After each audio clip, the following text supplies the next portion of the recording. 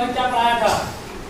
कल हमने कोण के बारे में, सभी कोण के बारे में पढ़ा दिया था ना, समझा दिया था। अच्छे से सबको समझ में आया था?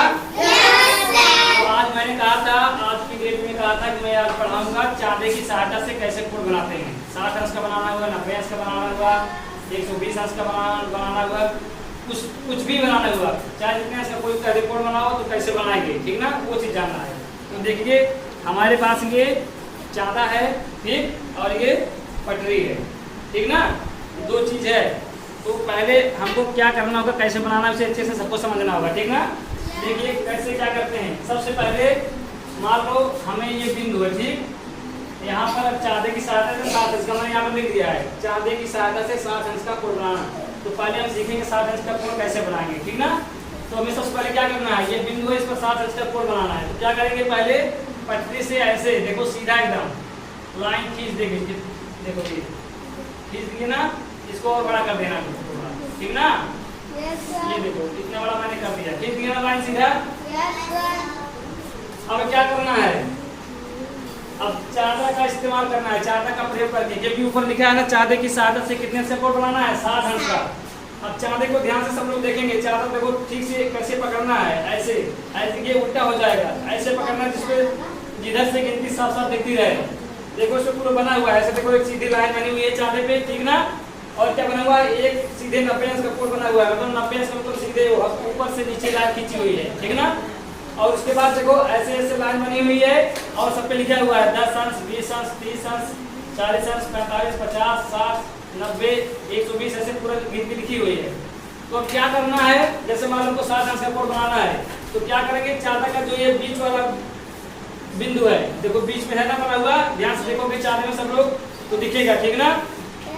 उसको इसके बीचों बीच ऐसे रखना है यहाँ पर, ठीक ना, बीचों बीच बिंदु पर रखना है, ताकि ये जो ऊपर लाइन गई है ये सीधा इसमें बिंदु पर पड़े, ठीक ना। फिर उसके बाद अब इसमें देखना है कि 60 अंश कहाँ पर लिखा हुआ है, इसमें दिखेगा चांदे पर लिखा होगा, जहाँ पर 60 अंश पड़ेगा वहीं पर क्या करना है, अपने पेंसिल से या पेंसिल निशान लगा देना। जैसे देखो मैं देख रहा हूँ 60 अंश जो है यहाँ पर निशान यहाँ पर लिखा हुआ है, ठीक ना।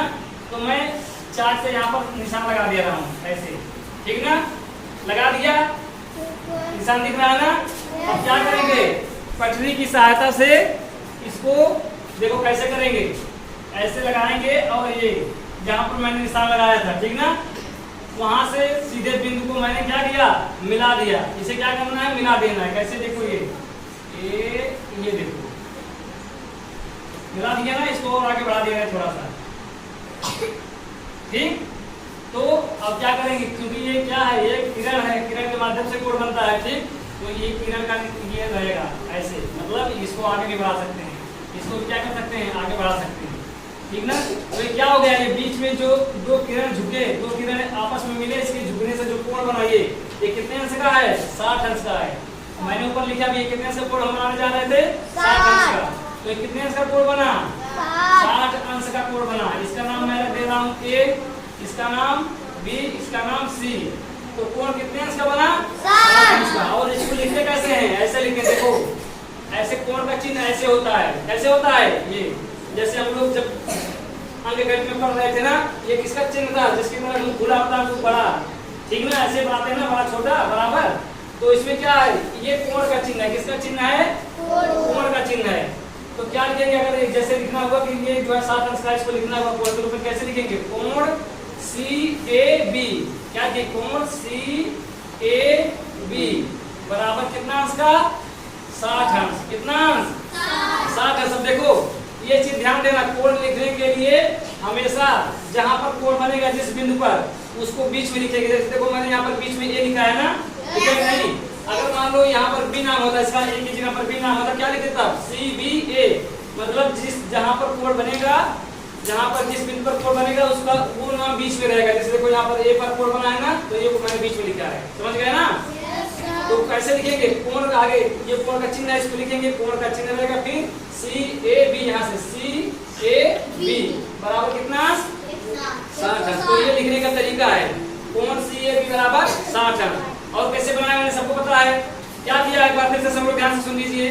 मैंने सबसे पहले पटरी लिया, बिंदु निर्धारित किया, वहां से क्या किया, सीधे लाइन खींच दिया, ठीक ना।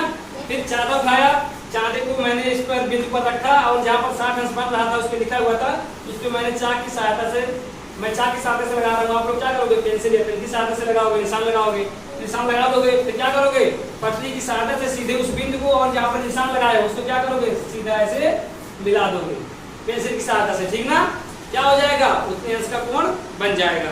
ये तो मैंने 60 अंश का कोण बनाया। इसी तरह अगर कोई कहते 120 अंश का बनाओ ना, 65 अंश का बनाओ तो भी बन जाएगा। कैसे, देखो अगर मान लो हमको 120 अंश का बनाना है, क्या करेंगे, पहले मान लो ये बिंदु है, यहाँ पर 120 अंश का कोण बनाना है। कितने अंश का, 120 अंश का कोण बनाना है, ठीक ना, इतने का। तो कैसे करेंगे, ये बिंदु है, यहाँ पर सीधा क्या करेंगे, लाइन खींच देंगे ऐसे। देखो ये खींच दिए ना, इसको और बढ़ा दे रहे हैं, यहाँ तक पहुंच गया। अब क्या करेंगे, ये देखो चादर उठाएंगे, चादर उठा लिए ना। अब ये जो बीच वाला बिंदु है, ये लाइन है, इसको यहाँ पर रखेंगे बिंदु पर, ऐसे। अब देखेंगे 120 कहाँ पर इसमें लिखा है, 120 कहाँ पर लिखा है, ये देखो यहाँ पर लिखा है, यहाँ पर लिखा है, इस पर मैंने ऐसे निशान लगा दिया, ठीक ना। अब क्या काम है, चादर का काम खत्म, इसको यहाँ पर रख देना है। अब पटरी की सहायता से क्या करना है, इस बिंदु को और जो निशान मैंने लगाया इसको मिला देना है। क्या करना है, दोनों को मिला देना है। ये देखो ऐसे मैं मिला दे रहा हूँ, देख लो ध्यान से, ये देखो ये, और ये बीच में क्या, कौन सा कोण बन गया, 120 अंश का कोण। ये है बी, मान लो इसका नाम मैंने रखा ए, इसका नाम रख दिया सी। तो क्या बन गया, कोण सी ए बी बराबर कितना हो जाएगा, 120 अंश, ठीक ना। अब कोई बता सकता है क्या, 120 अंश जो है ये कौन सा कोण है, कल पढ़ाए थे, निम्न कोण है, विषम कोण है कि अधिक कोण है, कौन सा कोण है, कौन बताएगा, कोई बता सकता है बच्चा, कल बताया था ना। अगर 90 से 180 अंश के बीच में है तो कौन सा कोण होगा, कौन सा कोण होगा, कोई भी बोले, कौन सा कोण, जोर बोलो, अधिक कोण। कौन सा कोण होगा, अधिक कोण। मैंने बताया था कल ना, बैठ जाओ शाबाश। क्या बताया था कि अगर 90 अंश से अधिक 180 अंश से कम का कोई भी कोण है, उसके बीच में कोई भी कोण है, कौन सा कोण कहलाएगा, अधिक कोण कहलाएगा, ठीक ना। और अगर 180 अंश का रहेगा एग्जैक्ट तो क्या हो जाएगा, सरल कोण या रिक्त कोण हो जाएगा। उससे अधिक रहेगा तो बृहद कोण हो जाएगा। 360 अंश का अगर पूरा रहेगा तो समकोण कोण हो जाएगा। 90 से 0 के बीच में रहेगा तो न्यून कोण हो जाएगा। 90 अंश का कोण रहेगा तो समकोण हो जाएगा। एक मैंने बताया था, 120 अंश का कोण है तो कौन सा कोण हो जाएगा, अधिक कोण हो जाएगा। और ये 60 अंश का कोण कौन सा कोण होगा, कौन बताएगा, 60 अंश का कोण कौन सा कोण कहलाएगा, इसका क्या नाम होगा, बोलो। चलिए किशन बोलिए, कौन सा कोण, न्यून कोण। कौन सा कोण, न्यून कोण। बहुत सही, शाबाश। किशन के लिए क्लैप करिए सब लोग। कौन सा कोण होगा, न्यून कोण। क्यों, क्योंकि जो 60 अंश का कोण है 0 से अधिक 90 अंश से कम है, ठीक है, उसके बीच में है, इसलिए कौन सा कोण होगा, न्यून कोण होगा, ठीक ना। तो ये कोण सी ए बी बराबर 60 अंश से कौन सा कोण है, न्यून कोण है। और ये कोण सी ए बी बराबर 120 अंश कौन सा कोण है, अधिक कोण है। तो मैंने 60 अंश का कोण कैसे चादर की सहायता से बनाएंगे और 120 अंश का कोण कैसे चादर की सहायता से बनाएंगे, दोनों बता दिया, ठीक ना। ठीक है, सबको समझ में आया। अगर हम कोण बनवाएंगे सब लोग बना लोगे ना चादर की सहायता से, चलिए ठीक है।